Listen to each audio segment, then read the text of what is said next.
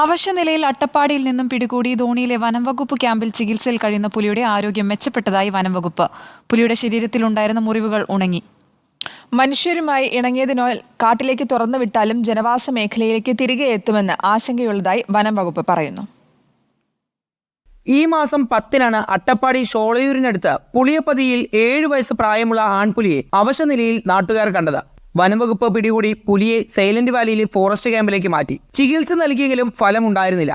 കഴുത്തിലും തലയിലും ആഴത്തിൽ മുറിവുള്ളതിനാൽ ഭക്ഷണം കഴിക്കാൻ പോലും പുലിക്ക് സാധിച്ചിരുന്നില്ല. തുടർന്നാണ് ഒരാഴ്ച മുമ്പ് പുലിയെ ധോണിയിലെ ക്യാമ്പിലേക്ക് വനംവകുപ്പ് ഉദ്യോഗസ്ഥർ മാറ്റിയത്. Chief veterinary surgeon doctor David എബ്രഹാമിന്റെ നേതൃത്വത്തിൽ പുലിക്ക് ചികിത്സ തുടരുകയാണ്. പുലിയുടെ ശരീരത്തിൽ ഉണ്ടായിരുന്ന മുറിവുകൾ ഉണങ്ങിയെന്നും പുലി ഭക്ഷണം കഴിക്കാൻ തുടങ്ങിയെന്നും ഉദ്യോഗസ്ഥർ അറിയിച്ചു. ഒരു ദിവസം 2 കിലോ ബീഫാണ് പുലിക്ക് ഭക്ഷണമായി ഉദ്യോഗസ്ഥർ നൽകുന്നത്.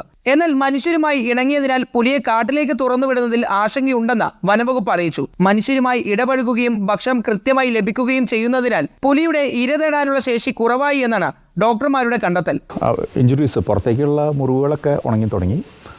പക്ഷേ കഴുത്തിന് നല്ലൊരു പരിക്കുണ്ടായിരുന്നു. കഴുത്ത് ഉയർത്താൻ പറ്റാത്തൊരവസ്ഥ ഉണ്ടായിരുന്നു. പക്ഷെ അതിൽ നിന്ന് കുറച്ച് വ്യത്യാസമൊക്കെ വന്നു. അയാൾ ഇടയ്ക്ക് കഴുത്ത് ഉയർത്തി തുടങ്ങിയിട്ടുണ്ട്. പക്ഷെ എന്നാലും നല്ല വേദനയുള്ള ഒരു അവസ്ഥയാണ്.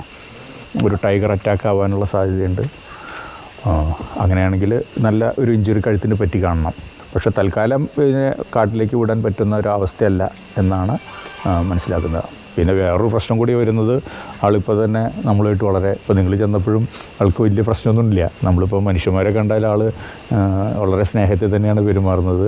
കാട്ടിലേക്ക് തുറന്നു വിടുകയാണെങ്കിൽ പറമ്പിക്കുളം കടുവാ സങ്കേതത്തിലേക്കാണ് മാറ്റുക. ഇത് സംബന്ധിച്ച ചീഫ് വൈൽഡ് ലൈഫ് വാർഡൻ ഉടൻ തീരുമാനമെടുക്കും.